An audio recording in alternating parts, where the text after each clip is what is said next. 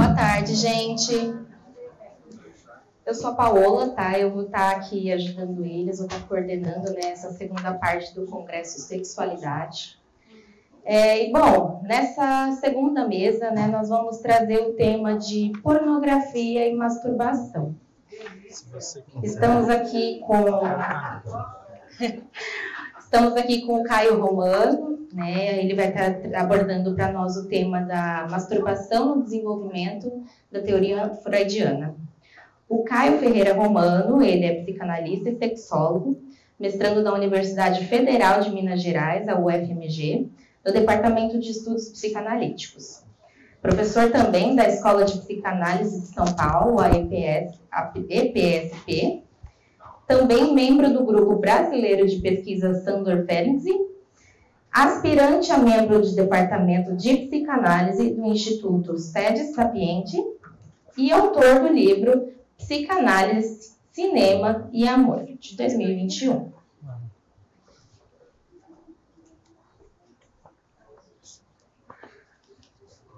Som. Nossa.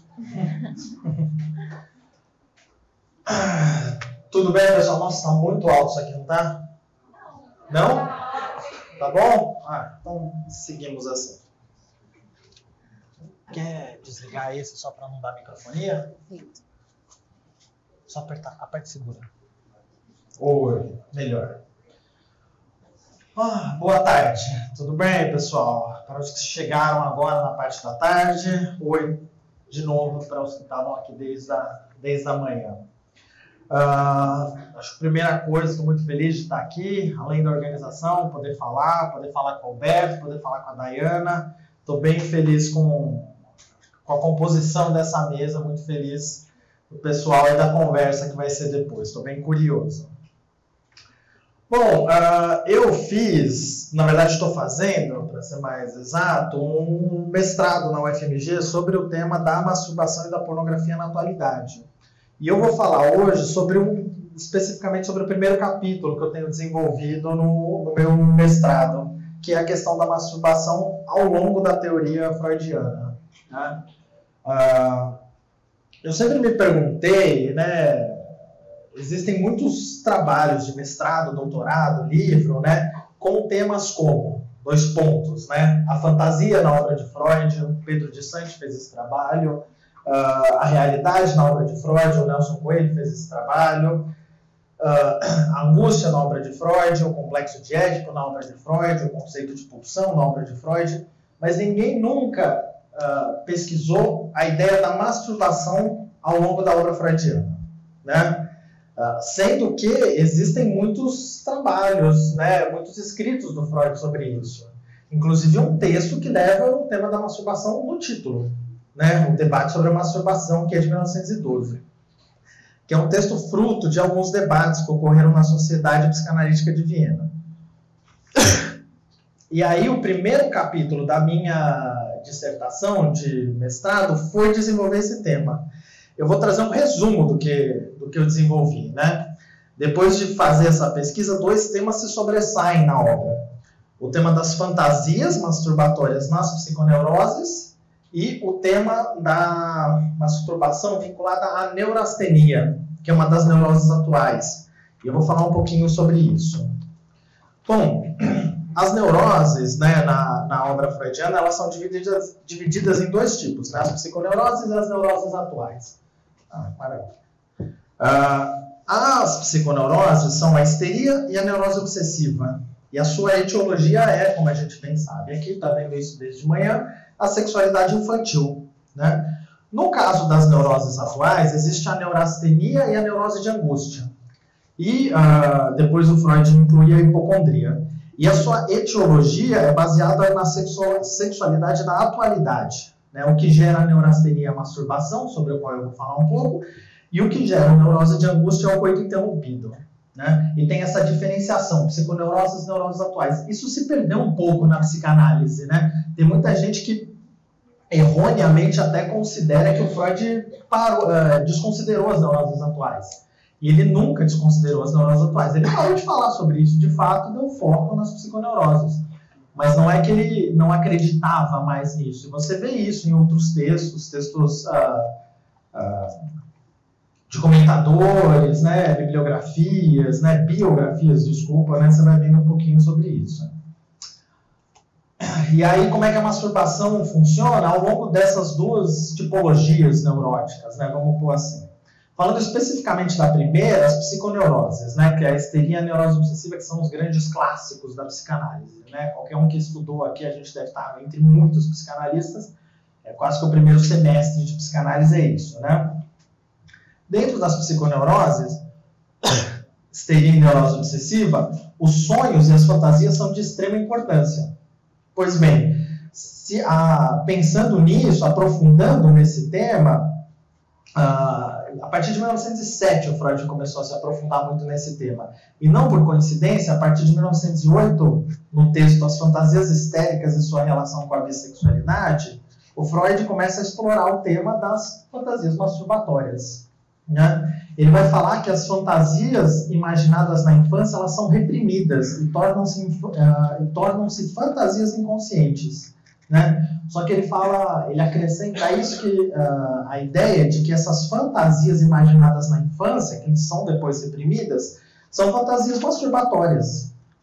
Ou seja, né, as fantasias inconscientes, das quais a gente fala tanto em psicanálise, elas são originalmente fantasias masturbatórias.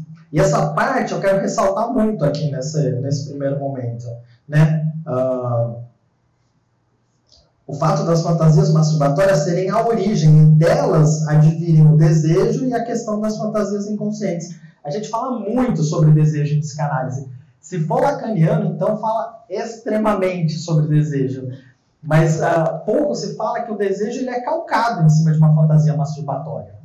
Pouco se fala que as fantasias inconscientes são calcadas em cima de fantasias masturbatórias. Né? A fantasia matricial, de certa forma, ela é uma fantasia masturbatória. Né? E, por conseguinte, o desejo é calcado numa fantasia masturbatória. Né? Apesar dessa construção, pouco se fala, apesar do Freud ter dado importância a esse tema. Né? Bom, o Freud, nos 3 ensaios, ele definiu 3 fases da masturbação. A primeira no período de amamentação, de lactância. A segunda fase da masturbação é geralmente aos 4 anos, nas palavras do Freud, após o período de amamentação, geralmente antes dos 4 anos, entre os 4 anos. E depois, a terceira fase é a da puberdade. A segunda fase, quando Freud escreveu os 3 ensaios, isso ainda não estava muito bem estruturado. Mas a segunda fase é a fase do complexo de Édipo, que é onde acontecem a formação das fantasias masturbatórias nesse período edípico. Né? E depois, na puberdade, a busca do objeto, né? a busca do objeto vai ser um reencontro do objeto. Aquela frase famosa do Freud, né? A descoberta do objeto, na verdade, é uma redescoberta. O encontro do objeto, na verdade, é um reencontro. Então, o Freud já nos 3 ensaios está falando, tudo bem, a gente dá muita atenção à masturbação na puberdade, mas na infância é onde esse desejo se forma inicialmente, onde os desejos e a masturbação e as fantasias se formam inicialmente. Né? Para depois, né, o desejo é moldado nessa segunda fase. A vinculação dessa segunda fase com o complexo de Édipo acontece depois, no texto Um Tipo Especial de Escolha de Objeto Feito pelo Homem, né? De 1910. Nesse texto de 1910 é a primeira vez que o Freud usa o termo complexo de Édipo. A gente aprende muito sobre o complexo de Édipo na psicanálise. O Freud vai falando sobre isso, vai pincelando aqui e ali. Só em 1910, nesse texto, Um Tipo Especial de Escolha de Objeto Feito pelo Homem, é que ele usa pela primeira vez esse conceito. Né? Ele escreve pela primeira vez o termo. E o engraçado é que ele usa pela primeira vez esse termo na fala.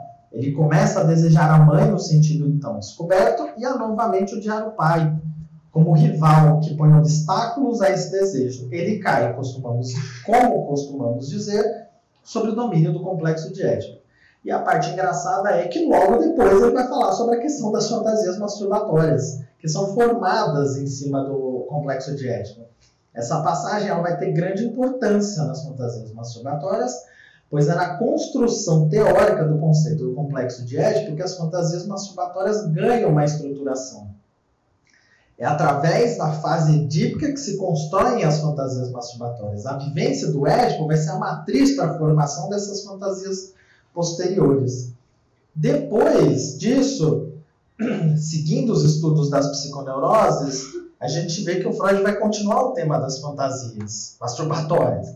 Ele vai relacionar elas à questão da culpa, da castração, entre outras coisas.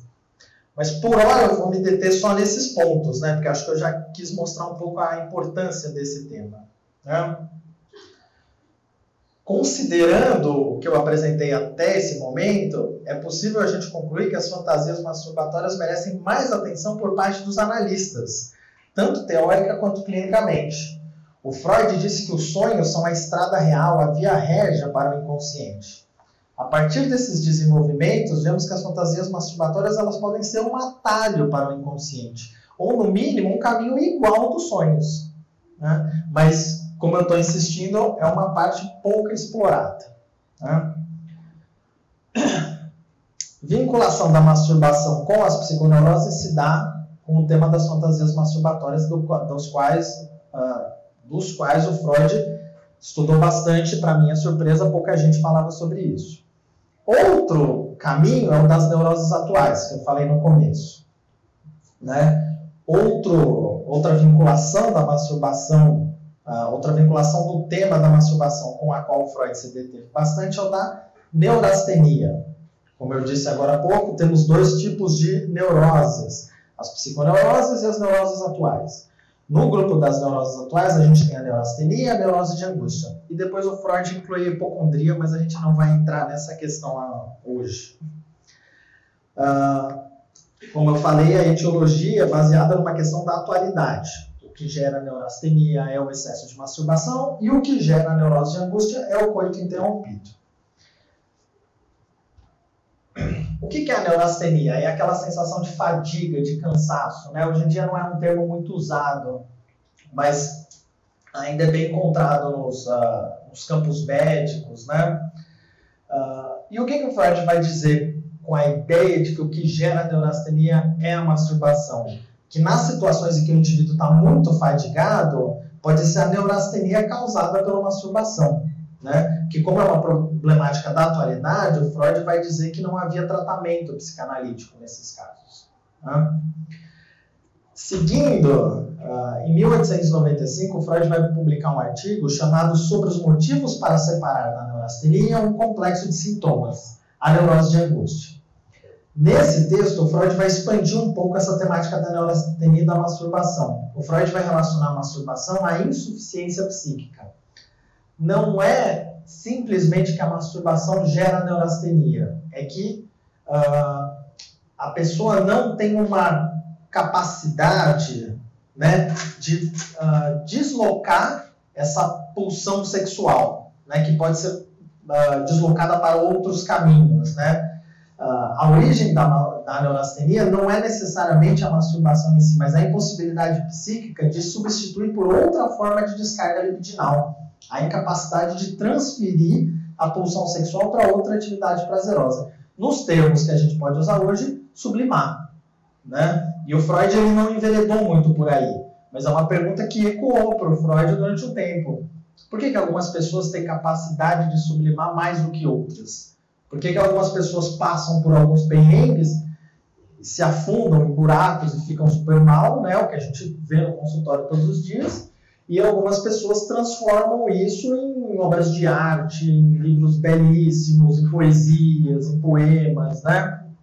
Como é que isso acontece? Você vai vendo que tem uma diferença aí. E aí o Freud vai trabalhar essa ideia, né, da dificuldade de simbolização, a dificuldade de representar, né, a dificuldade de transferir a atividade masturbatória para outra atividade. E a descarga fica como o único modo de descarga, né, possível. Tem uma famosa carta que o Freud envia a Fliess em 22 de dezembro de 1897, que ele vai falar que despontou em mim a descoberta intuitiva de que a masturbação é o grande hábito, o vício primário, entre aspas, e de que é apenas como substitutos e sucedâneos delas que outros vícios, o álcool, a morfina, o fumo e coisas parecidas passam a existir. Eu não quero entrar aqui no aspecto do vício, né? Mas sim, dentro dessa questão do vício primário, a questão do primário, né? A ideia de que tem uma coisa muito primária, muito originária, muito básica na questão da masturbação, né? Um método de descarga muito primitivo frente a uma impossibilidade de descarga. E aí, que eu acho que eu fiz um pulo do gato até interessante, fazer uma divisão na obra do Freud entre dois tipos de masturbação. A masturbação das psiconeuroses, que tem a ver com fantasias, que é o que a gente vê muito nos consultórios, o que isso significa, interpretação de sonhos. E uma masturbação que eu estou conceituando como masturbação neurastênica, que é uma masturbação fruto de uma incapacidade de conseguir deslocar a pulsão sexual, né? É a incapacidade de representar, né? A ideia de que dentro dessa possibilidade vira-se uma descarga pela descarga, né? Como o Freud falou, na masturbação, no caso das psiconeuroses, ela é carregada de simbolismos e fantasias. Já a masturbação, no caso das neuroses atuais, que eu estou tratando aqui, elas são evacuações brutas, sem representação simbólica. A ideia de que não tem uma capacidade de simbolizar. Como único propósito de causar descarga, e alívio. E aí eu proponho chamar essa masturbação de masturbação neurastênica. A descarga pela descarga. Ela é um modo de descarga primária, como definiu o Freud. Que ela é diferente de uma masturbação, vou usar essa palavra com um pouco de cuidado, prazerosa, que é o caso das psiconeuroses, que é acompanhada de uma excitação sexual, de fantasias, de representações. A masturbação neurastênica, ela tem especificamente a finalidade de um alívio frente a um acúmulo libidinal, né? Como uma descarga bruta dentro de um fantasiar empobrecido, né? A masturbação neurastênica é um recurso usado caso haja uma necessidade de alívio e a pessoa não consegue recorrer a outra modalidade. Ela é primitiva, né? Isso que eu estou falando pode ser comprovado com a ideia de que, pelo menos no caso dos homens, por causa dos estudos que eu tenho sobre pornografia, depois o Alberto pode, acho que, aprofundar no assunto, obviamente, o homem, quando vai assistir pornografia, ele não se masturba necessariamente porque ele está com tesão, né? Eu peguei uma reportagem que a segunda causa, depois da tensão sexual, o homem se masturba porque ele está entediado. Estou aqui sem fazer nada, vou fazer isso, né? O Pornhub, o horário mais acessado do Pornhub, pelo amor de Deus, ninguém aqui vai me falar o que é Pornhub, né? O horário mais acessado é das 10 a 1 da manhã, se não me engano. O segundo horário mais acessado é às 4 da tarde, no horário do trabalho. E eu não sei se saiu uma reportagem, eu acho que da Metrópolis há um tempo atrás, que estava tendo um alto número de pessoas que estavam se masturbando no trabalho, vendo pornografia no trabalho, né? Agora, eu não estou imaginando que no meio do trabalho a pessoa ficou com um tesão súbito, né? Mas ela precisou, dentro daquela tensão, dar uma descarregada, né? O que tinha o horário o horário do cigarro, as pessoas estão fumando menos, né? Antigamente as pessoas saíam para fumar, hoje em dia as pessoas vão no banheiro se masturbar e ver alguma pornografia no celular, né? Pelo menos eu vejo muito esse movimento. Mas eu acho importante fazer essa diferenciação de que uma coisa é a masturbação na teoria do Freud nas psiconeuroses, envolto de fantasia, de ideias, de bases edípicas, né? E outra coisa é o que eu estou conceituando como essa masturbação neurastênica, descarga pela descarga. Nossa, eu estou nervoso, eu estou tenso, e aí vou assistir um pornô, ou não precisa nem assistir pornô, não sei, vou me aliviar, vou me masturbar aqui só para dar uma descarregada, né? Às 4 horas da tarde, uma hora que você está cansado, trabalhou o dia inteiro, você dá um pulo no banheiro e dá uma bela de uma descarregada, né? Ou porque você está entediado nesse caso, né? Então eu concluo dizendo que tem dois tipos de masturbação na obra do Freud, né? As que se destacam nas psiconeuroses pelas fantasias e essa vinculada à neurastenia, que é, como eu estou insistindo, a descarga pela descarga, que não necessariamente envolve uma excitação sexual e que pode possuir um fantasiar muito empobrecido, né? E aí, ao longo do mestrado, eu tento desenvolver isso, relacionar isso com a pornografia, mas isso fica para uma outra conversa, tá? Por hora, é isso que eu queria apresentar. Muito obrigado. Muito obrigado. Caio, muito obrigada, né, por essa participação, né, trazer tanto entendimento aqui para a gente. E agora a gente vai estar dando a palavra para o Alberto Neto, que vai estar desenvolvendo com a gente o tema de Robert Stoller e a pornografia. Bom, o Alberto, ele tem formação em psicologia, ele é mestre, né, em psicologia clínica pela UFPA, PPGP, na linha de pesquisa em psicanálise, teoria e clínica. Atualmente, em formação em psicanálise pelo CPPA, Círculo Psicanalítico do Pará. Bom, obrigado. Boa tarde a todos, a todas. Agradecer o convite, né, do Caio e da Cris, e agradecer principalmente também o trabalho que eles tiveram para organizar o congresso, né, porque a gente não vê, às vezes, né, tanto de investimento psíquico que tem que ter para fazer as coisas, organizar, acordar cedo, entendeu? Então é um trabalho muito grande e um congresso que requer coragem, né, pelo tema. Eles tiveram dificuldades por causa disso, por causa do tema, né, então parabenizar também eles poderem organizar, a presença do professor Paulo também, né, então, assim, e todos os outros demais, né. Bom, eu vou falar do tema, né, da pornografia na visão, né, na teoria de um autor americano que é pouco conhecido, que é o Robert Stoller, tá? Agora, assim, o que eu gostaria de falar primeiro, né? Assim, a gente fala da psicanálise, né, que ela, o tempo todo ela tem uma teoria e um conhecimento sobre sexual, sobre a sexualidade, né? Mas o que ela se debruça hoje em dia, que é atual sobre a sexualidade, né? Quando eu fui estudar sobre pornografia, eu fui pesquisar o que tinha, não tinha quase nada da psicanálise sobre pornografia. E assim, é estranho, né? Porque você vai ver na internet, 30% de quase todo o material da internet é pornografia, entendeu? Então é um dado considerável, né? Porque a internet tem muita coisa, 30% de tudo da internet é muita coisa. E não tem estudo quase nenhum sobre isso, né? Não sei se as pessoas têm vergonha, se acham feio, não sei o que é, mas tem muito pouco estudo, né? E dá mais vergonhoso para a psicanálise, né? Que se detém um conhecimento acerca da sexualidade, não tem quase nada para falar sobre o tema da pornografia, né? Que afeta diretamente pessoas que vêm no nosso consultório, pessoas, né? Enfim.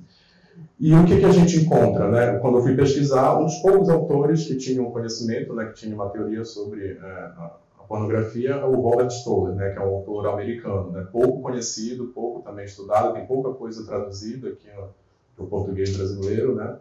Mas ele tem uma compreensão muito interessante que eu vou tentar trazer, tá? Isso aqui também foi parte de uma dissertação, do capítulo da minha dissertação, né? Com orientação do São Paulo, e também foi um artigo publicado, né? Eu vou trazer um pouco de recorte para vocês, tá bom? E por que assim também, né? Estou falando da internet, 30%, né? Etc.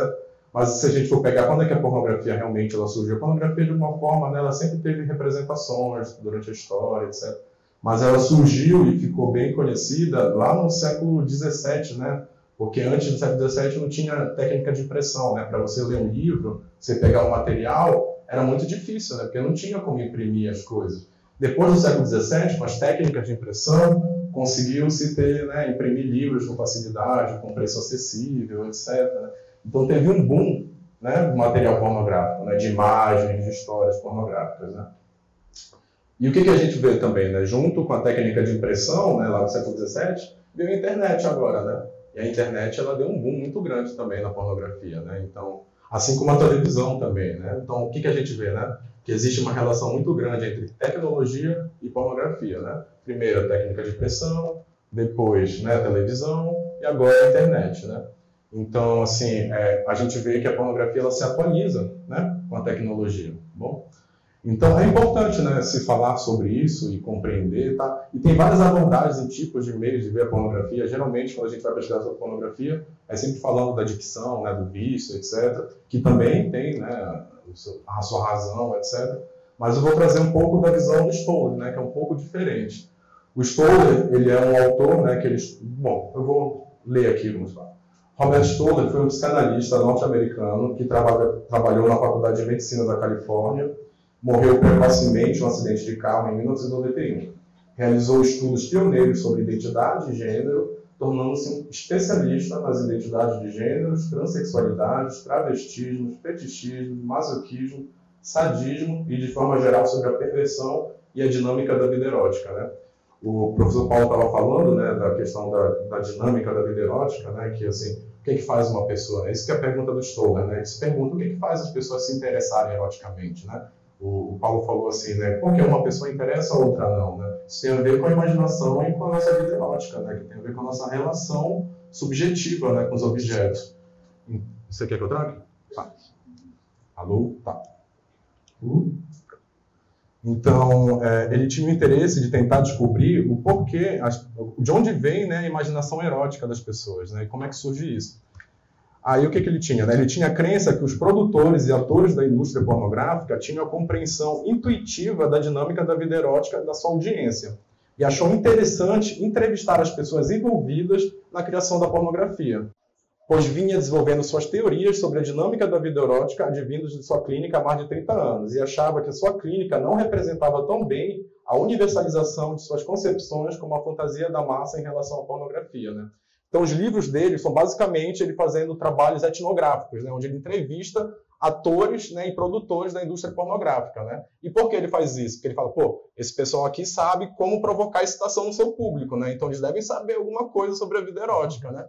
Então, é assim que ele começa o estudo dele da pornografia, tá?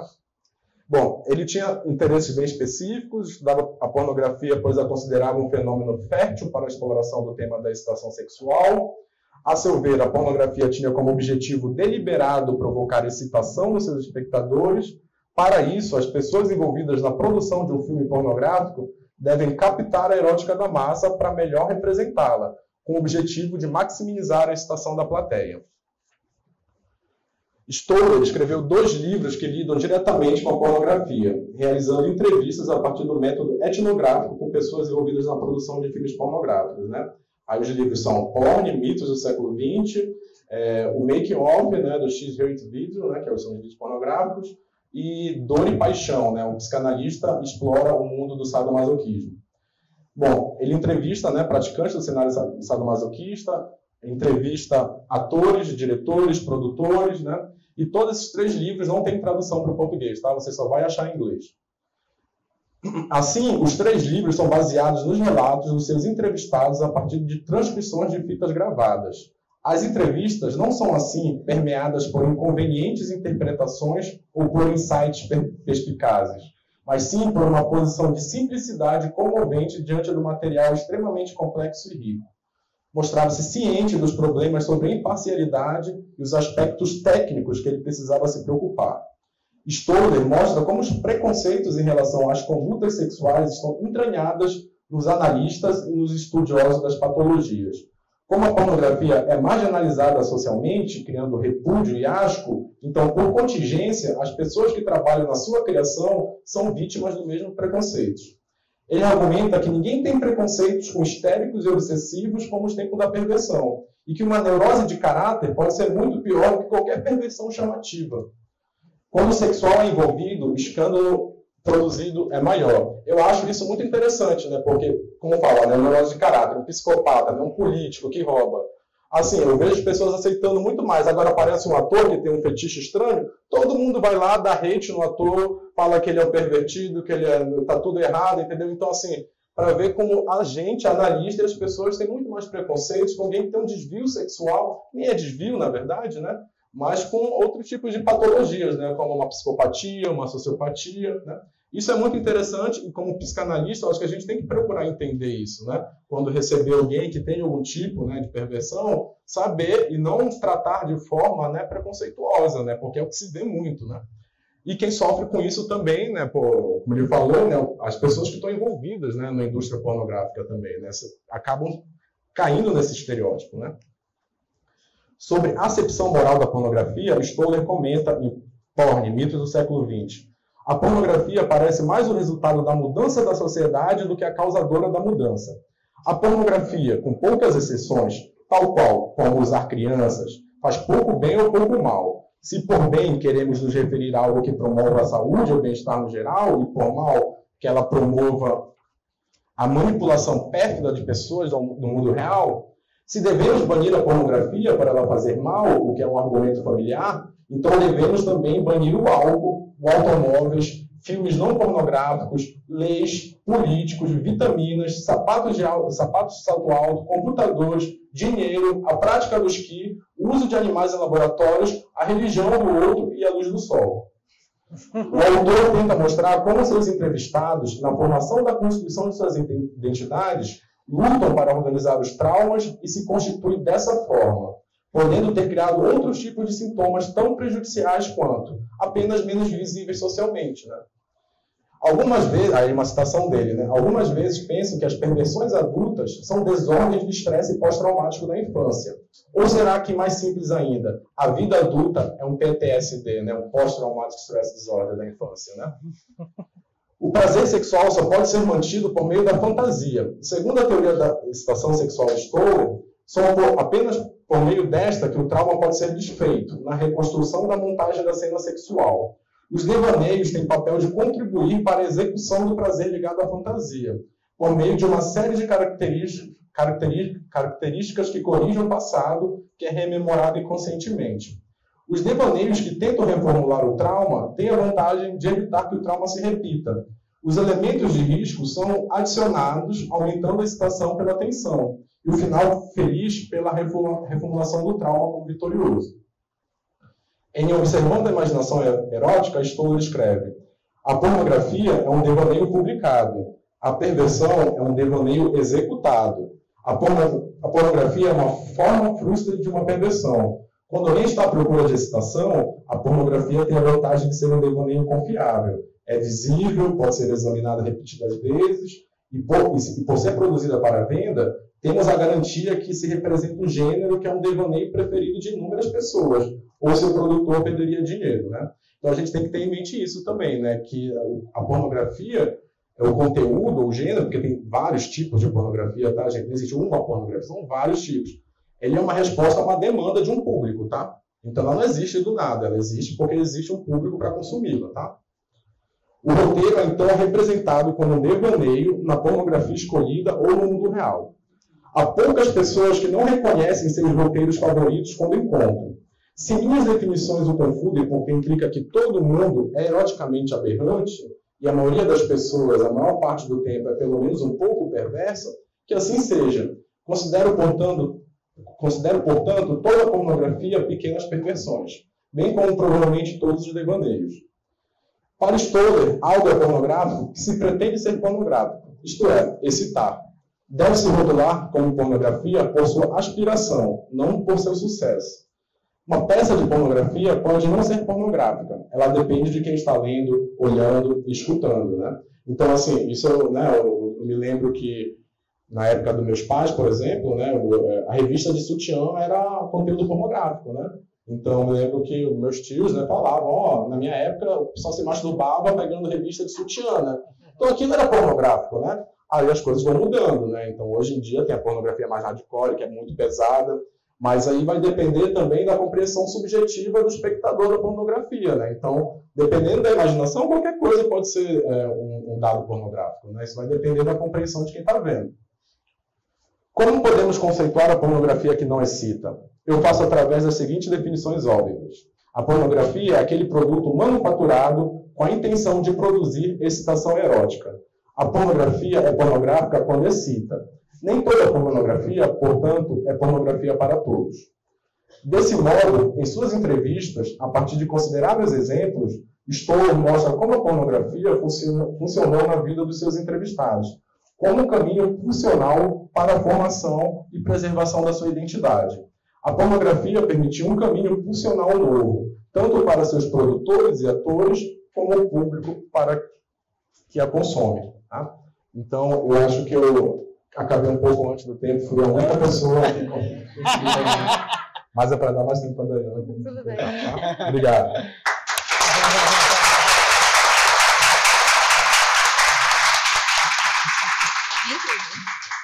Obrigada, Alberto.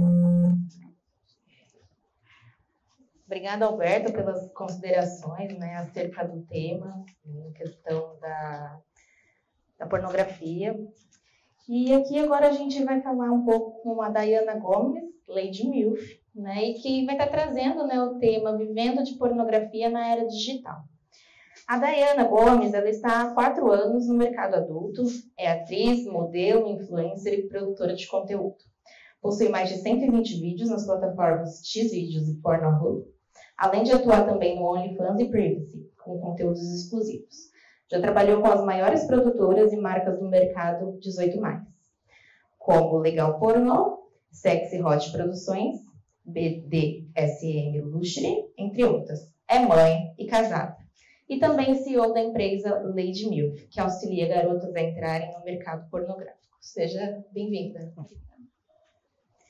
Queria agradecer primeiramente a oportunidade de estar aqui, porque momentos como esse, para pessoas que trabalham no meu setor, é praticamente inimaginável, é impossível estarmos num momento como esse. Então eu estou não só aqui contando a minha história e a minha vivência para vocês, mas também representando toda uma galera que gostaria muito de ter um momento de fala e de ser um pouco ouvida, porque a gente tem uma imaginação muito americanizada do que é pornografia. A gente tem uma imaginação muito deturpada do que realmente é real e o que está palpável. A gente acha que uma atriz, um ator, um produtor é algo muito intocável, está muito longe do que a gente pode encontrar no nosso dia a dia.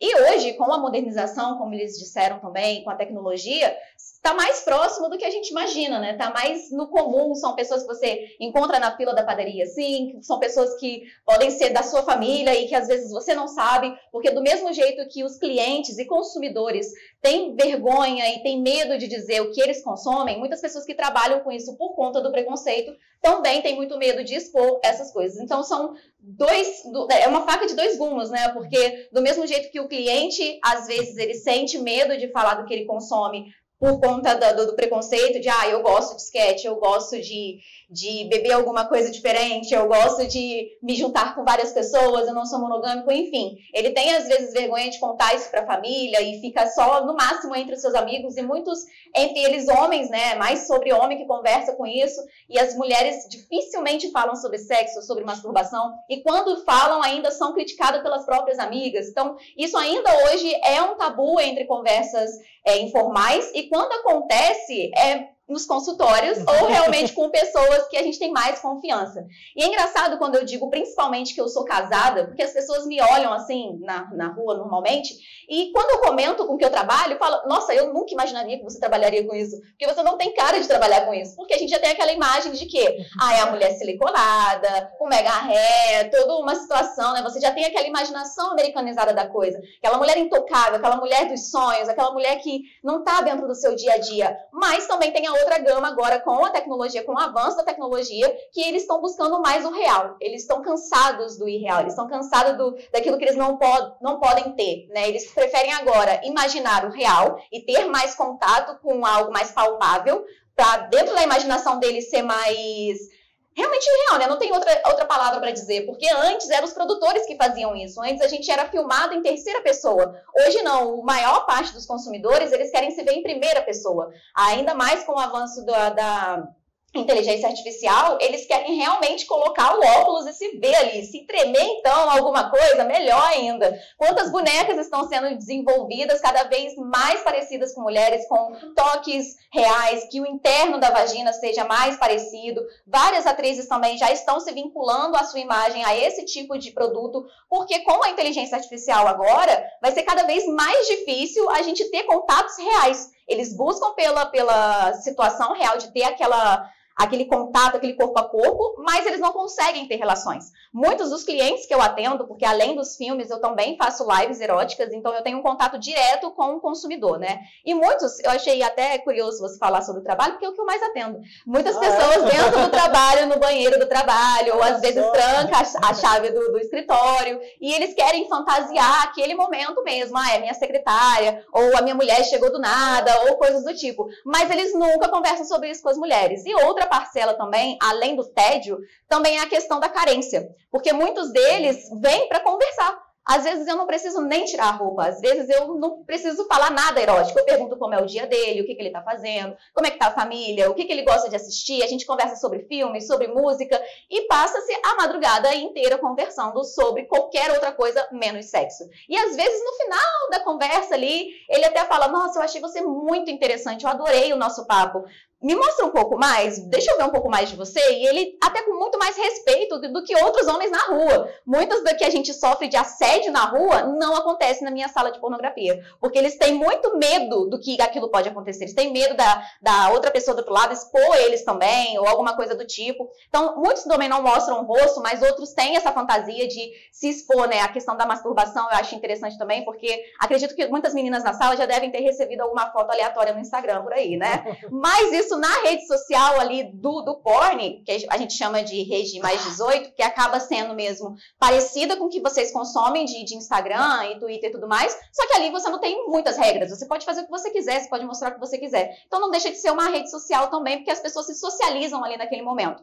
Então, eu acho engraçado essa situação, que quando eu vou conversar com uma pessoa e a pessoa pensa, nossa, mas um set de gravação deve ter um monte de droga, deve ser todo mundo se comendo o tempo todo, e que eu não sei o que, Não, na verdade é um trabalho, ninguém faz after, ninguém tá ali para um bacanal generalizado e só tá filmando. Não, a gente tá, né, realmente concentrado no que precisa fazer. Tem um roteiro, a gente precisa ensaiar, tem preparação de elenco, tem figurino, tem maquiadora, tem toda uma produção mesmo, mas com carinho do que vai passar, com responsabilidade do que vai passar para a pessoa que está assistindo. Tem as temáticas, né, às vezes um pouco mais hardcore, que a gente fica um pouco preocupado com que, como que a mulher está sendo representada nesse filme? Mas muitas delas gostam de estar naquele momento de submissão, gostam de querer ter aquele momento mais hardcore também, porque às vezes a vida dela tá tão chata, tá tão monótona, assim como a dos homens também, que elas buscam, mas a conversa sobre isso é muito vaga.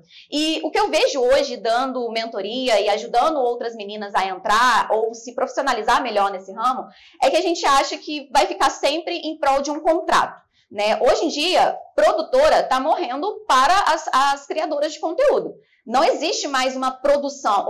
A Sexy Hot, por exemplo, ela não é uma produtora, ela é um canal de televisão que ela contrata de outros pequenos produtores para poder colocar o filme lá. Então, são outras produtoras à parte fazendo aquele filme para poder estar ali passando na rede de canal. Poderia ser qualquer outra rede de canal fazendo isso, mas eles têm esse foco. Então fica ali a grade toda passando, só que hoje as pessoas não querem mais aquilo, porque elas sabem que são ensaiadas. Então elas consomem o Privacy, consomem o OnlyFans, e ficou até um pouco romantizado isso desde que as MCs, as atrizes começaram a colocar mais isso, e muitas meninas do interior, muitas pessoas que não têm muito acesso à informação, às vezes a gente acha que por todo mundo ter tecnologia na mão, tem um celular na mão, tem informação, e nem sempre é, porque tem muito lixo nisso aqui, gente. A gente tem que pesquisar muito bem e se atentar muito bem ao que está sendo passado ali, porque nem tudo que está ali é realmente uma informação verdadeira. Então as pessoas entram naquela ilusão de, nossa, eu vou ficar milionário, nossa, eu vou vender a foto do pezinho que vai dar tudo certo, ai, pra que eu vou ficar fazendo faculdade se eu posso vender a foto do pé e que não sei o quê.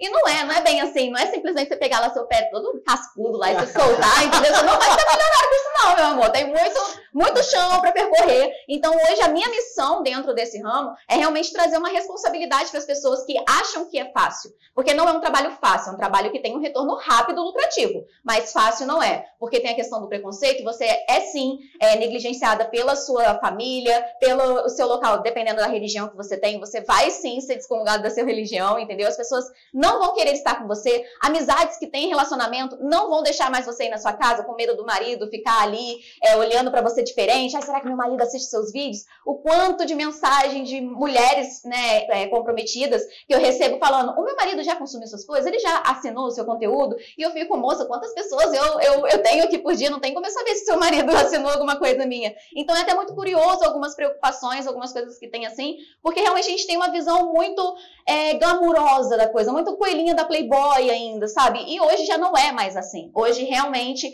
é um trabalho, uma profissão que as pessoas... não é legal, né? Tipo assim, como que eu posso dizer? Não é vista bem pelas pessoas, mas não deixa de ser uma profissão. Hoje, eu falo, as pessoas perguntam, mas você não se arrepende de você ter entrado nesse ramo? Não, porque foi por conta pornografia, de ter entrado na pornografia, que eu conheci limites, que eu soube falar não, que eu aprendi a falar não, que eu aprendi a me valorizar, tanto como mulher, como empreendedora, como pessoa no universo. Porque antes eu aceitava qualquer relacionamento, aceitava qualquer coisa, qualquer pequeno elogio. Uma curtida era suficiente para o cara estar interessado por mim. Não, hoje tem caras que matariam, morreriam para poder ter contato comigo, e isso mostra o quanto às vezes você não ser disponível traz muito mais desejo em algumas pessoas do que realmente você tá ali disponível, você, eu tô ali no bar, tô bebendo, eu vou dar só uma piscadinha pra ele. Não, o cara, ele realmente tem a coisa da conquista, e dentro da pornografia, ele sabe que ele precisa conquistar, ele sabe que ele precisa tentar alguma coisa pra poder ter a atenção daquela menina que tá vendendo alguma coisa, ou aquela live, ele ser o interessante, ele ser o preferido, ele ter realmente atenção. Então, além do tédio, também tem essa coisa de ter essa carência. Como eu entrei na pandemia, é muito curioso, porque na pandemia não tinha contato social físico, né? Então aumentou muito a procura desse tipo de interação, e não só pela pornografia, mas pela atenção. E agora, após pandemia, que as coisas voltaram ao normal, porque eu acho que ninguém se sente normal depois da pandemia, né? Mas que voltou ao normal essas interações sociais, mesmo assim, aqueles caras que tiveram as web namoradas, que são as profissionais do sexo, ainda continuam com elas, ainda continuam pagando os cartões de crédito delas, ainda continuam ali ativamente na vida delas, porque eles se apegaram a elas, eles veem que, nossa, você me dá atenção, você se importa comigo, você pergunta como é o meu dia. Então é muito mais do que só sexo, é muito mais do que só gozar momentaneamente. É realmente sobre ele se sentir importante. E não só isso, mas a menina do outro lado também, que vê o potencial dela, que vê aquela atenção, porque é uma pessoa do outro lado querendo uma troca, então ele vai entregar tudo que ele puder, entendeu? Ele vai se esforçar para poder ser um cara legal. Diferente do que no dia a dia, que às vezes a gente vê caras super babacas não se esforçando pra nada, e as meninas super se entregando ali pra poder ter um mínimo de respeito ou atenção. E na pornografia isso já é completamente diferente. Mas hoje a minha missão com as meninas é realmente ensinar pra elas que você precisa de educação financeira, que você precisa ter uma noção de empreendedorismo, que você precisa cuidar da sua imagem, porque a gente não tá vendendo o corpo, a gente tá vendendo a imagem, entendeu? A nossa imagem que vai ficar pra sempre. Tem meninas que já se suicidaram no ramo e que elas estão sendo vendidas até hoje, a imagem delas estão na internet até hoje, vão ficar para sempre. Então é uma responsabilidade que muitas hoje que estão entrando com essa romantização do ramo não tem noção, porque acha que é realmente uma coisa simples de fazer. É só eu pegar meu celular aqui, fazer um videozinho que eu vou ter milhões de assinantes como a MC Mirella. E não é bem assim. A MC Mirella, ela tem toda uma equipe atrás dela. Eu uso a Mirella porque ela ainda é ativa na Privacy, mas tem diversos outros exemplos que eu poderia dar. Mas ela já era famosa, ela já tinha uma equipe ali por trás, ela já tinha pessoas fazendo aquilo para ela. Ela precisa simplesmente ser linda, maravilhosa e disponível para poder realmente fazer aquilo, porque tem outras pessoas cuidando disso. E aí entra uma menina do interior, uma menina que não tem muito acesso à informação realmente de como é o business, de como é viver de arte, né? Porque não deixa de ser algo artístico, mas viver realmente da sua força de trabalho e a sua imagem, e elas se decepcionam. E é um caminho sem volta, porque uma vez na internet é para sempre. E as pessoas não têm muita noção disso. Acham, não, eu vou só bloquear o meu estado aqui que vai dar tudo certo. Não é nem assim que funciona. Não dá certo isso. Então, quando vem até mim e pergunta, eu queria muito entrar nisso, dá certo mesmo? Eu pergunto, você gosta do seu trabalho? Do seu trabalho te dá benefícios? Sim, então não entra nessa, porque não vai valer a pena, é um risco muito alto.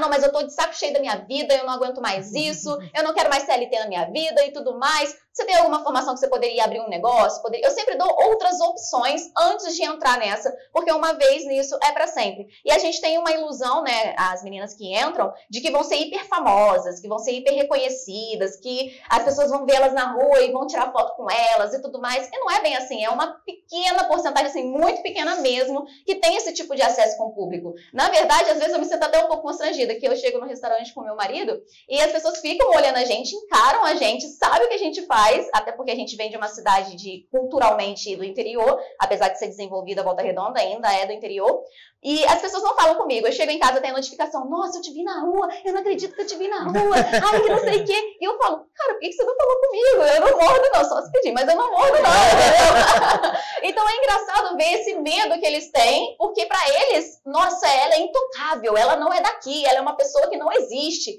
e não é. Então eu tento trazer toda essa verdade dentro do meu conteúdo, uma coisa coisa que eu vi quando eu entrei há 4 anos atrás, hoje, inclusive, o Xvideos, o Pornhub, apesar de ser muito acessado, ele já está perdendo muita força para as criadoras independentes, né? Que são as criadoras de conteúdo mesmo, que mostram o seu lifestyle. Elas mostram que o tesão e o sexo está introduzido dentro da vida delas, e não é só um fragmento da vida delas. Mas ainda assim, não deixa de ser só um fragmento, porque elas ainda são mães, são esposas, são filhas, são alguém na sociedade. E as pessoas esquecem disso e rotulam ela só como objeto. Então, quando o cara chega e fala, ai, mas você é casado, o que seu marido acha disso? Meu brother, foda-se o que o meu marido acha, entendeu? Eu tô aqui fazendo o meu trabalho. Se ele quiser estar comigo, ele vai continuar comigo. Se ele não quiser, beijo, tchau, e bem, essa porta serventia da casa. E muitas pessoas não estão acostumadas com isso, porque acham que toda mulher na pornografia é submissa, acham que toda mulher ela tem que se submeter a alguma coisa. E não, ela tá ali na total livre e escolha dela de fazer o que ela quiser ou não. E eu trouxe outra conotação. No nosso perfil de casal, por exemplo, não é ele que dita as regras, não é ele me chamando de puta o tempo todo, não é ele me colocando em outros movimentos, sou eu colocando ele em circunstâncias, sou eu chamando ele para circunstância. Porque fala-se muito sobre masturbação para homens e esquece que as mulheres também praticam masturbação e que elas precisam também, tanto quanto os homens, disso na vida delas, entendeu? E às vezes a gente vê isso como algo, um bicho de 7 cabeças. E hoje ele mais ativo, né? Porque no começo era só eu e gravando para as produtoras, até para poder crescer o nome e ter números, porque é o que é necessário, é o jeito que o business funciona. Hoje eu trabalho só para as minhas plataformas. Eu posso escolher com quem eu vou trabalhar, o que eu vou fazer, o que eu não vou fazer. Mas a menina que está lá no começo, ela tem uma grande dificuldade. E hoje, com essa romantização e com toda a tecnologia que a gente tem, pouquíssimas conseguem realmente fazer dinheiro.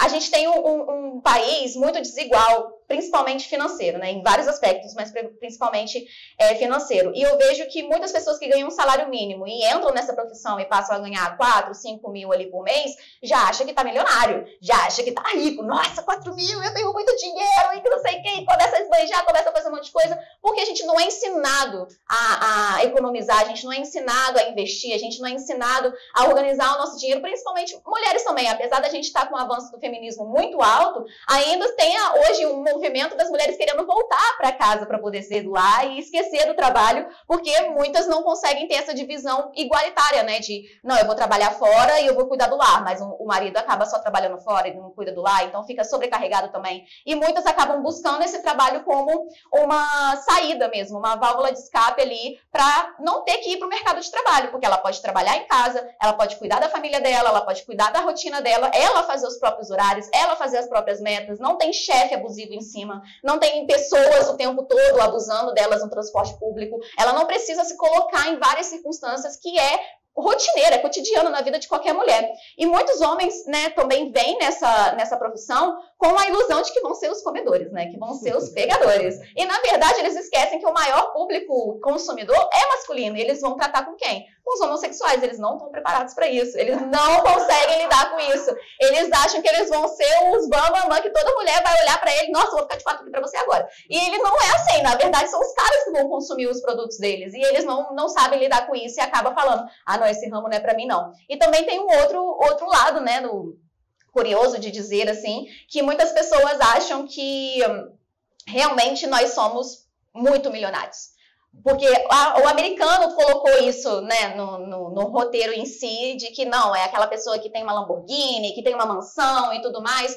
E não, a gente pode até ganhar em dólar, mas a gente gasta em real, então a gente sabe como isso dói no bolso. Tem como a gente pensar num futuro, ainda mais com a inteligência artificial, de que as coisas não vão ficar superficiais, as pessoas vão continuar evitando os contatos físicos para poder ter esse desejo, essas coisas que eles citaram aqui, sanadas, porque eles não conseguem isso no dia a dia. Hoje os homens têm medo de falar com as mulheres, eles têm medo de chegar e conversar, ter uma conversa, eles não conseguem fazer isso. Eles falam isso pra mim na sala do câmera privê. Eu tenho medo de conversar com uma mulher na rua. Eu tô aqui porque eu não sei, se eu tiver que deletar a sala aqui, eu saio e tá tudo bem, eu coloco meu crédito, tá tudo certo. Então eu acho que a gente precisa atualizar muito e eu acredito que a dificuldade de ter muitas pesquisas e encontrar coisas sobre isso é que as próprias plataformas, elas tem um manejo ali para proibir isso. Eu já tive mais de 10 perfis, e nem é de uma forma que eu estava realmente me sexualizando lá. Eu estava tentando passar informação, mostrando o dia a dia, o making off, como é de fato um set de pornográfico, como é de fato a vida de uma pessoa que vive de pornô, né? E todas as vezes é derrubado.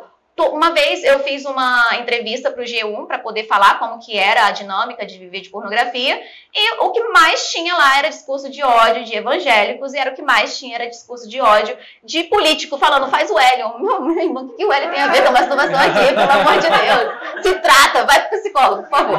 Então, assim, eu acredito que as pessoas são tão deturpadas, nem elas sabem o que elas querem pesquisar, nem elas sabem o que elas querem debater direito, que elas pegam o ódio todo delas e depositam exclusivamente num grupo de pessoas. E não é bem assim. Eu acho que poderia-se falar muito mais sobre a prevenção do HIV, que não fala, que está aumentando muito e que tem pouca prevenção, principalmente entre os jovens adultos, que apesar de estar transando menos, eles quando vão transar faz errado, né? E aí acaba dando merda pro nosso lado, que a culpa vira nossa, não é vocês que estão viciando os jovens, entendeu? É vocês que estão ensinando errado, e não é bem assim. Todas as gravações são feitas com exame, a maior parte delas são feitas com camisinha. O ator ou a atriz que não quer fazer é uma escolha exclusiva deles, entendeu? Eu, particularmente, sempre vou ter essa interação com prevenção, porque é o meu corpo e é o meu futuro, não tem como eu colocar em risco tudo agora, em alguns trocados, né, em troca de trocados, para depois no futuro eu não conseguir manter isso. Então eu gostaria muito que, saindo daqui, vocês conseguissem ver uma pessoa que está atuando, uma pessoa que está produzindo, como uma pessoa de verdade. Ela não é uma personagem apenas, ela é mãe, ela é esposa, ela é filha, e ela está ali apenas tentando ganhar o dinheiro dela dentro de um país extremamente conturbado e caótico. E é isso, eu vou deixar aberto para vocês perguntarem, que eu adoro responder perguntas.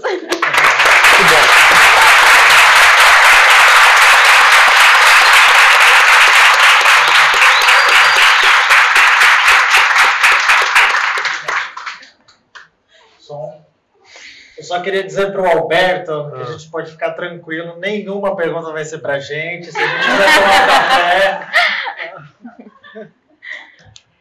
Muito obrigada, Lady Milk, né, por essa apresentação, por estar mostrando pra gente como é que funciona um pouco desse universo. E agora a gente vai ter uns minutinhos, né, pra gente poder estar fazendo perguntas. Quem gostaria de estar fazendo alguma pergunta? A minha pergunta vai para o Alberto. Se durante a pesquisa dele você já pensou em trazer isso de fato para o cenário brasileiro, porque eu acho que, como ele muito bem colocou, a gente tem muita coisa para discutir e muito pouco material de fato em português.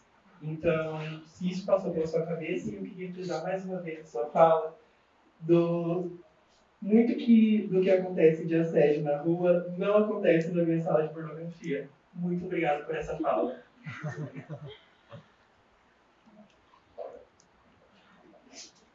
Dá para o Paulo. Bom, eu tenho muito, assim, na minha dissertação eu acabei tendo que traduzir literalmente trechos, né, do livro, então fiz traduções literais minhas, né, mas eu tenho muita vontade, sim, de, assim, como ela falou também, né, a visão da pornografia é muito americanizada, né, então onde você vai mais encontrar estudos sobre pornografia é justamente na Universidade da Califórnia, né, a Califórnia tem a maior indústria pornográfica do planeta, então onde mais se produz pornografia é também onde mais se estuda pornografia, né? E o material é todo lá. Agora, assim, no Brasil, geralmente as pesquisas são de cunho religioso, né? E tem suas funções também, né? Porque, né, cada um vai pesquisar aquilo que acha interessante. Mas a outra visão, né, assim, né, que a gente está tentando tirar desse estereótipo é muito fraca. Eu tenho interesse, sim, né? Eu consigo traduzir algumas coisas em inglês, mas eu não sei se eu tenho esse fôlego para fazer todas essas traduções. Eu acho que teria que ser uma equipe muito boa. Mas, sim, precisa-se mais material para poder trabalhar o tema, com certeza. Obrigado pela pergunta.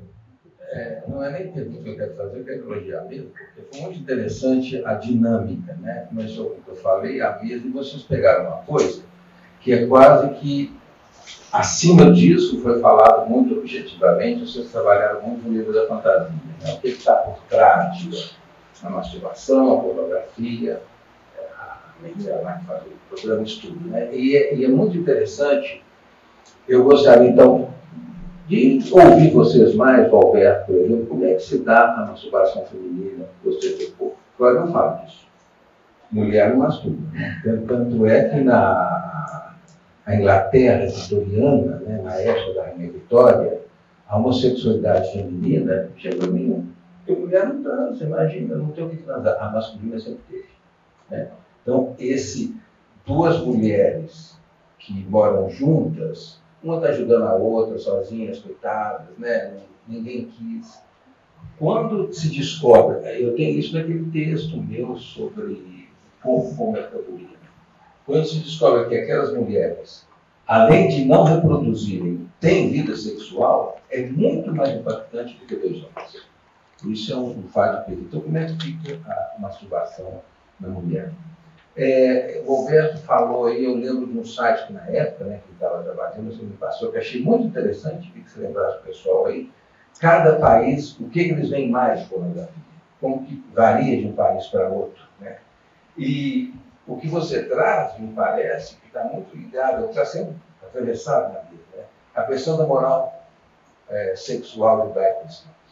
Então, cabe a pergunta, em outras culturas, onde não se tem essa afetação pela moral, pelo lugar da mulher, não é à toa que o cara fala com você, mas não fala com a mulher. Porque a minha mulher, você não pode. A mãe dos meus filhos, não. Então, eu vou fazer isso com quem? Com a prostituta, com ali eu posso falar. Mas então, cria uma infelicidade, vamos dizer, nas próprias mulheres, que elas não conseguem ter vida sexual. Porque isso não é coisa de mulher fazer. Eu faço isso com a outra, com a mulher. Não. Então, esse peso, como é que você vê esse peso do imaginário judaico-cristão, o peso da mulher, e como seria isso em outras culturas? Né? E isso é uma coisa da nossa cultura, se a dinâmica sexual é a mesma em qualquer cultura, o Alberto vai comparar, eu aprendi muito comparar, eu posso falar de mitologia e sexualidade, e psicanálise, né? Como que a sexualidade, a pornografia existe em outras culturas? Ou a pornografia, coisa que o Stoller, de certa forma, fala, né? É um escape. Porque você não pode viver a sexualidade, então você lança a mão da pornografia. Agora, em culturas onde isso não acontece, como é que é? Existe pornografia? Existe o cara que troca uma de 50 por 2 por 5? Ou isso é só na nossa cultura?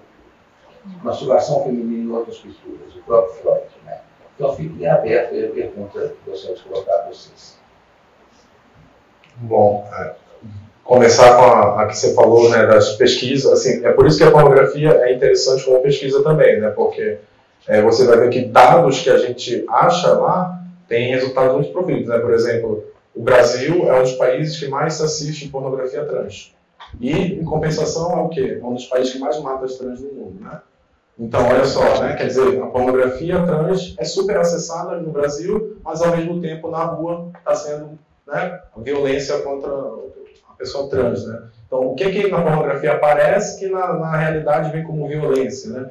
E são vários dados desse tipo que a gente encontra. Eu me lembro que tive, acho que na Romênia, né, era pai, mãe e filho, por exemplo, né, temas mais pesquisados, né? Então, para a psicanálise, isso aí é um dado que, nossa, diz muita coisa, né? E não é só isso, né? Assim, vai pegar as principais palavras-chave pesquisadas na pornografia brasileira, você fica surpreso, né? Então, assim, tem informações muito interessantes sobre, né, os dados que a pornografia traz sobre a sexualidade, etc. E que você falou rapidinho também, né, sobre em outras culturas, né? Que é uma pergunta que a gente se faz, né? Na tribo indígena tem pornografia? Assim, hoje em dia as tribos indígenas, né, claro, as mudanças, etc. Mas não existia pornografia até um tempo atrás na tribo indígena, né? A sexualidade, pô, as pessoas estavam, né, de certa forma, elas já nem vestiam roupa na tribo, né? Então, para que vai assistir pornografia, né? Não faz sentido nenhum, entendeu? Então, existe pornografia na tribo indígena? Isso é uma pergunta, né? Ou é uma coisa da nossa cultura ocidental, que tem a questão da repressão, do recalque, né? Então, isso aí é uma pergunta muito interessante. Aí, sobre a masturbação feminina, eu não tenho lugar de fala, eu acho. Eu gostaria só de pontuar uma colocação que vocês colocaram sobre pesquisa, que, pelo que vem para mim, a maior procura dos brasileiros é o anal, e a maior procura dos europeus, eles estão mais abertos a eles serem submissos. O brasileiro gosta de ser mais o dominador da situação, e o europeu já está mais aberto às coisas mais diferentes possíveis que a gente possa imaginar. E os asiáticos é mais pela imaginação infantilizada, é o que eu vejo. Os americanos, eles buscam mais pela interação mesmo, tipo, eles querem uma namoradinha, mas sempre haverá traição. Sempre tem outras pessoas envolvidas, mas ele é o foco da situação. O prazer é sempre para ele. Então, quando há duas mulheres interagindo, é pro prazer masculino, não para o prazer delas. Era só uma colocação. A masturbação feminina é com você. Né? Não, acho que sobre a masturbação feminina eu não vou me aprofundar nisso, não. O Freud, ele falou muito... Não, ele fala, vou só fazer o Freud fala muito pouco sobre isso. E quando eu estava desenvolvendo o mestrado, eu tinha colocado uma parte sobre isso, né? E a minha orientadora, com a qual o Paulo tem contato, ela falou... Pode tirar essa parte, você não vai tocar nesse assunto, porque o mestrado são 2 anos e não 2 décadas. Aí eu falei, não, talvez alguma coisinha. Ela falou, não, é um assunto muito extenso, tem muita coisa para pesquisar. E ela fez um comentário muito interessante, né? Acho que dentro disso que o Paulo falou, né? Dessa coisa de desconsiderar, né? A gente pesquisa isso, mas é a sexualidade feminina. São 2 mulheres que se ajudam, estão morando junto, né? E aí eu lembro que ela falou uma coisa que foi muito interessante. Ela falou, olha, você já está trabalhando pornografia, você não acha que você está causando demais? É melhor parar por aí. Aí eu parei por aqui. Aqui tem mais uma pergunta. Minha pergunta vai tanto para o Caio quanto para o Paulo. Eu vou tentar um bate-bola entre vocês dois. E aí eu comecei a filmar isso enquanto o Caio estava falando, assim. Eu tenho uma experiência clínica bastante frequente no tratamento das edições, né? Com aquela questão dos pacientes que acabam fazendo referência para a gente indicando, assim, né? E aí, Caio, quando você falava sobre a questão da masturbação neurastênica, né, para mim vai ficando muito claro essa tese que você coloca, né? Dessa dificuldade do destino libidinal, né? Dessa dificuldade sublimatória, né? E aí, ouvindo o Alberto falar, eu me lembro que, assim, e aí você já começa na sua fala, a pornografia, ela nasce como um estilo literário, pelo menos no Ocidente, né? E aí a gente, eu estava comentando com o Marcos, assim, morreu, né? Aí eu lembrei, não, tem 50 tons de cinza ainda, assim, né? Mas parece que é um lampejo nesse tempo que a gente vive, né? E aí eu queria perguntar para vocês, que me ocorre assim, será que, não que a pornografia, o modelo de pornografia que a gente consome hoje, né, que ele dite como que a gente experimenta a nossa sexualidade, pelo contrário, ele testemunha, né? Mas é possível pensar que nosso modelo de produção da subjetividade atual, né, não está envolvendo uma limitação muito grande nessa capacidade de fantasiar, né? Porque eu tenho a impressão de que a pornografia atual não tem mais nada a ver, né, com esse estilo literário, que é muito importante, que é a pornografia. Né? E aí, será que essa limitação, né, esse empobrecimento da nossa subjetividade não vai incidindo no desenvolvimento de todas as adições, né? Inclusive nos problemas, né, das compulsões com relação à masturbação? Sim. Deixa assim para vocês.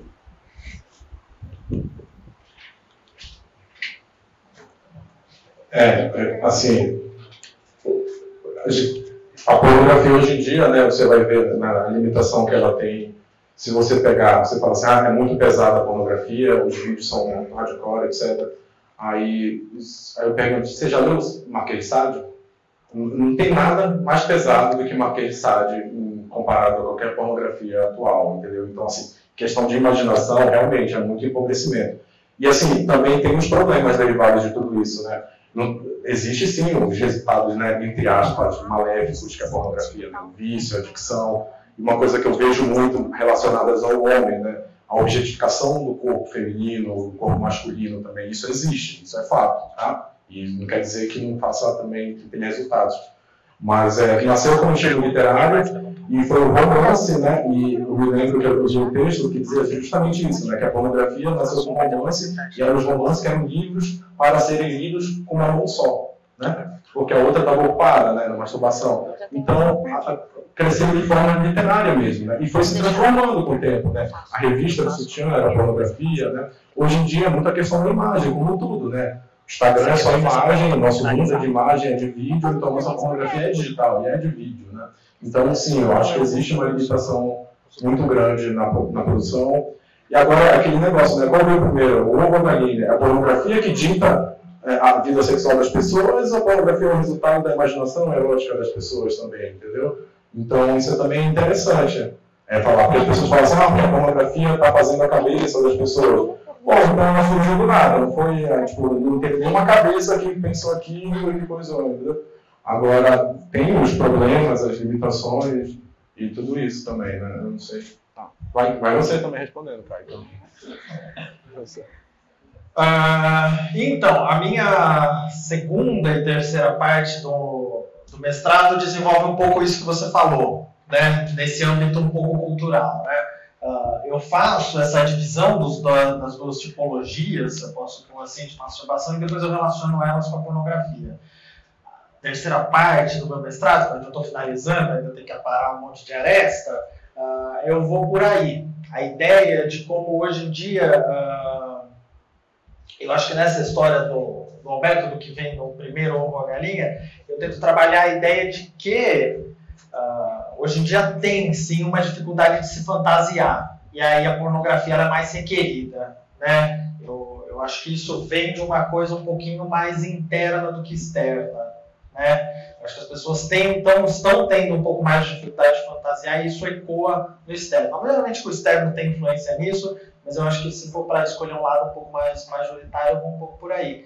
E aí, como essa questão vira, né, como hoje em dia a gente arruma escapes rápidos, né, a gente consegue fazer essas coisas de vou me aliviar, né, a masturbação e a pornografia são um modo. Se isso se encaixa no campo das adições, é uma excelente pergunta, né, mas que hoje em dia isso é uma saída assim, prática, rápida e fácil, O Alberto estava colocando algumas passagens muito legais sobre a questão dos dados, né? Uns dados que eu acho que batem um pouco nessa tecla o Pornhub, ele tem 28 mil acessos por segundo. Não é 28 mil acessos por hora, é 28 mil acessos por segundo. Dá milhões de acessos por dia. Nem sei, teria que fazer a conta de cabeça, né? E a média com que as pessoas costumam ficar lá, no Brasil, especificamente no Brasil, é entre 9 e 9 minutos e meio. Ou seja, virou um modo de descarga rápida.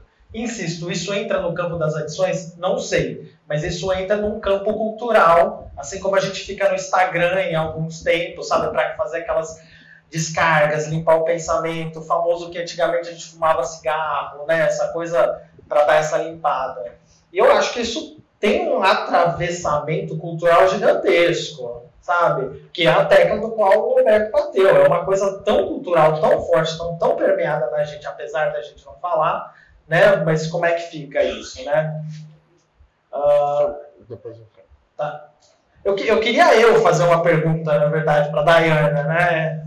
Mas eu não sei se vai se misturar com outras perguntas. A gente pode fazer duas perguntas ao mesmo tempo e depois ir respondendo. Mas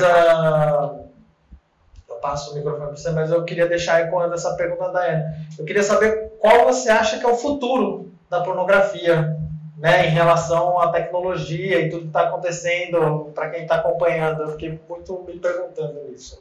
Tá?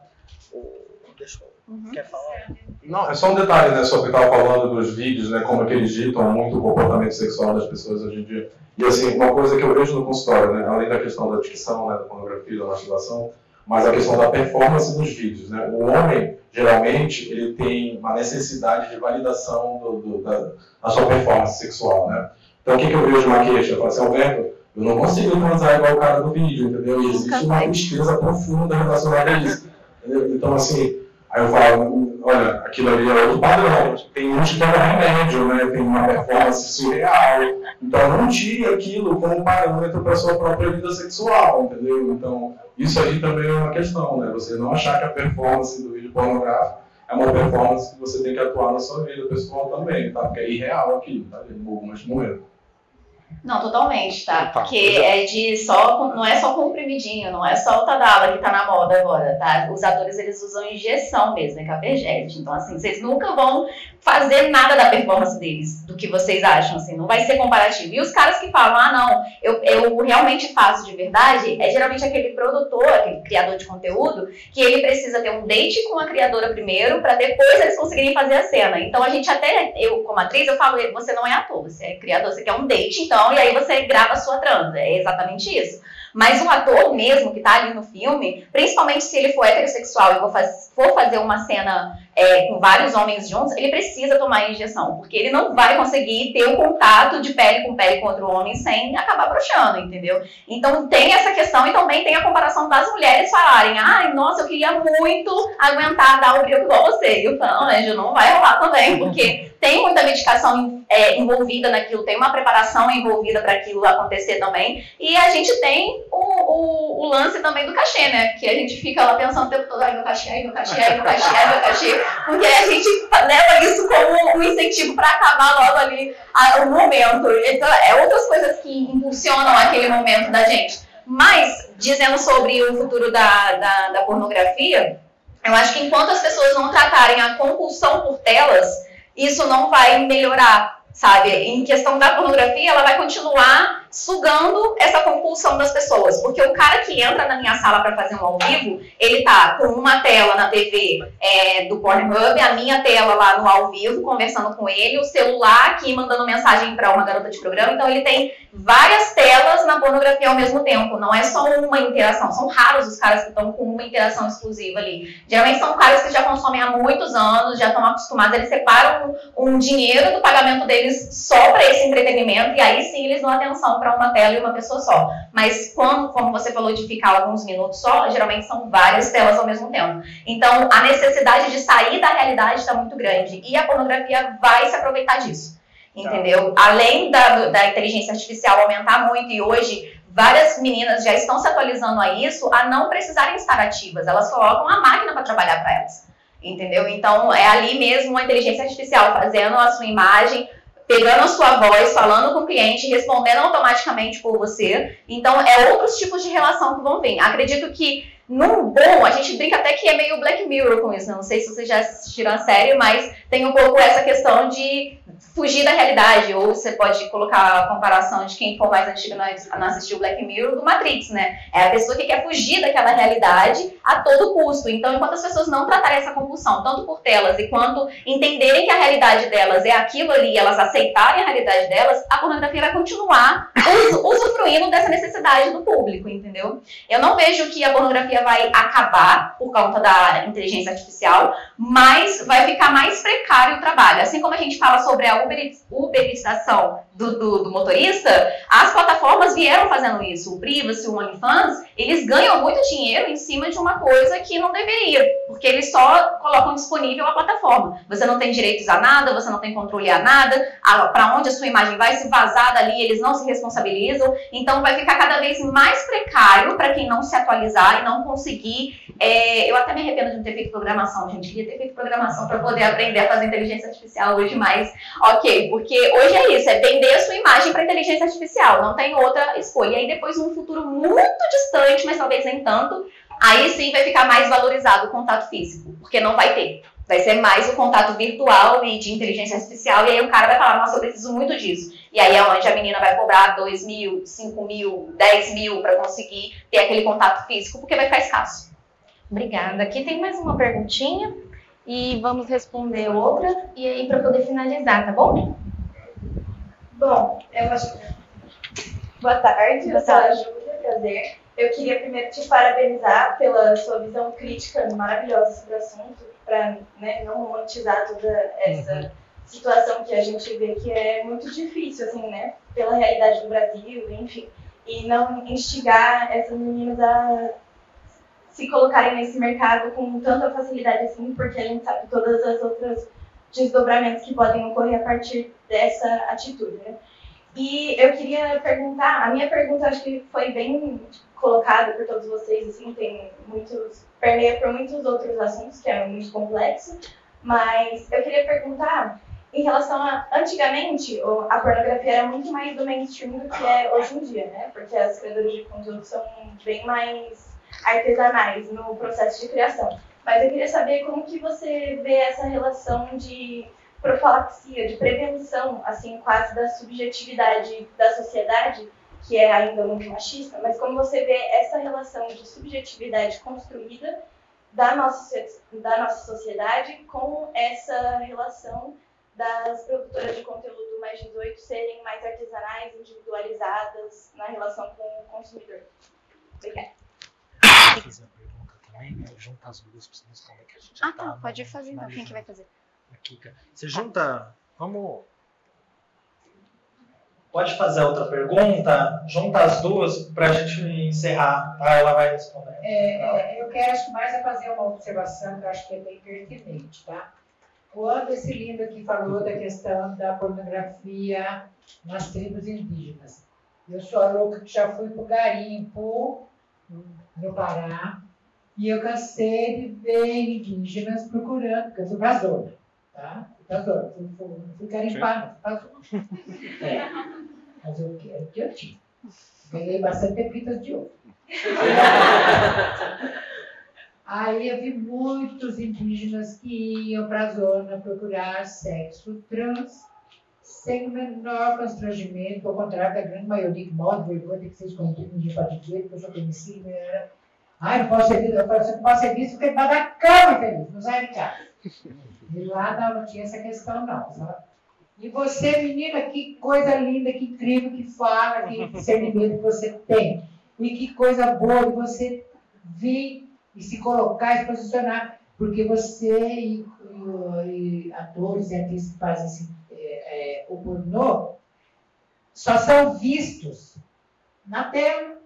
Aquela cena, sexo ali que o povo falou, né? Que como consegue tudo aquilo ali, tu não sabe que ali por trás tem um monte de coisa, tudo é porque você está fazendo um sexo com um monte de gente em volta, a câmera, a luz, o outro que está quase enfiando a câmera. E aí você tem que estar ali, né, naquela performance toda, tem toda uma preparação assim.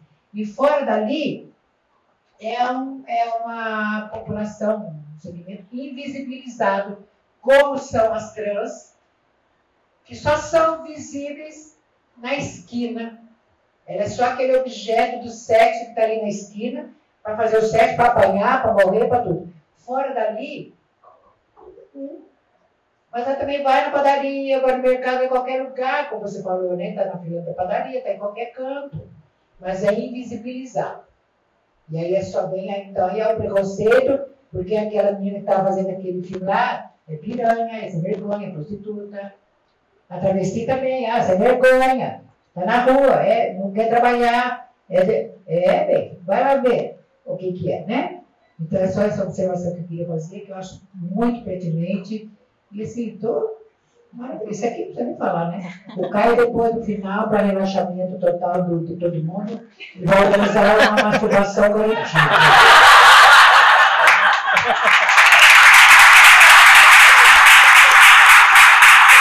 Você responde, nossa, a gente tem mais um pouco minutinhos, aí você quiser passar pelo Instagram. Não, como já deu respondendo tempo, né? uma pergunta da Júlia, que o Paulo pediu. Isso, né? Eu acredito que dentro do que a gente vive hoje de relacionamentos, da forma de se relacionar com as pessoas, precisa alinhar mais as expectativas com a realidade. Porque a menina que entra nesse trabalho, ela entra primeiro pelo dinheiro.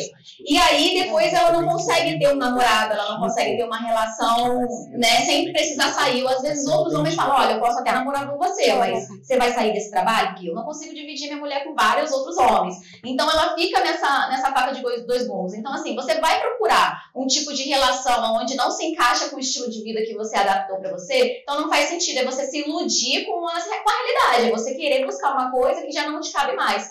Então, eu acho que as meninas, elas precisam ter mais coragem e força, realmente, para falar, olha, é isso aqui que eu quero fazer. E não é você ou você que dita quem eu vou viver a minha vida, sabe? Tipo, não é isso. Então, elas precisam falar, não tem que ter medo. Eu vejo muita diferença entre a menina que fala, você vira e pergunta, com quem você trabalha? Ai, eu vendo conteúdo. É muito diferente da outra que fala, eu vendo conteúdo adulto. Tudo bem?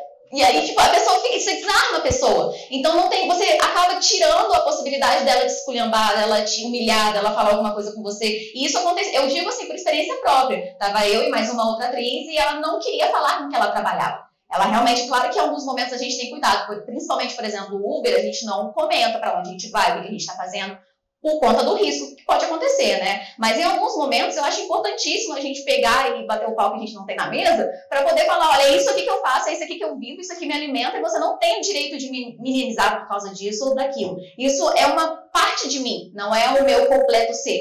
entendeu? Então eu tenho muito mais, tem várias camadas dentro de mim. Eu posso me apresentar de outras formas? Ou é só isso aqui que é suficiente para você? É só isso aqui que eu vou te satisfazer? O meu eu não te interessa. Então eu acredito que as meninas acabam buscando por carência ou por aceitação. Muitas entram e depois desistem, voltam para a religião, porque não conseguem enfrentar o mundo lá fora. E o mundo lá fora é esse aí mesmo. A gente não tem como mudar muitas coisas, a gente tenta, né, com essas situações, trazer mais informação, mas a mudança vem realmente das atitudes que elas determinam naquele momento. Então, quando ela tem coragem de se assumir para aquilo ali, a probabilidade dela ser violentada por aquilo é muito menor, porque a pessoa vai falar, caraca, ela tem orgulho do que ela está fazendo, ela gosta do que ela faz, ela não tem medo, mesmo que ele tenha preconceito com aquilo, ele não vai ter coragem de verbalizar para aquela menina, porque ele não vai ter munição para aquilo. Agora, a partir do momento que ela fica constrangida, ou com medo, ou cheia dela mesma, com preconceitos com o que ela mesma está fazendo, aí é muito mais difícil dela conseguir se posicionar socialmente. Gente, tenho 2 recadinhos para poder dar, né? O primeiro que a gente colocou aqui no telão, que é o site, né, do Paulo Roberto, é o site que fala sobre psicologia, né, e a psicanálise em si, né? O site é secarelli.psc.br. Tá? E um outro recadinho é que, para poder finalizar, né, vai ter o lançamento mais tarde, às 4h30, às 5h, um lançamento e debate do livro Nina ou as Pequenas Metamorfoses, tá? De Francisco José Ramírez. Então, quem puder, quiser, né, vai estar disponível lá fora para venda o livro, né? E eu quero agradecer a todos, né? Foi um debate maravilhoso, foi uma coisa super interessante, né? Tá falando aí sobre o desejo do ser. Né? Então, é isso, gente. Obrigada.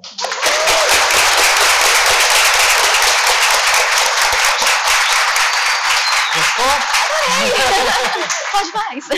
Muito bom sua fala, viu?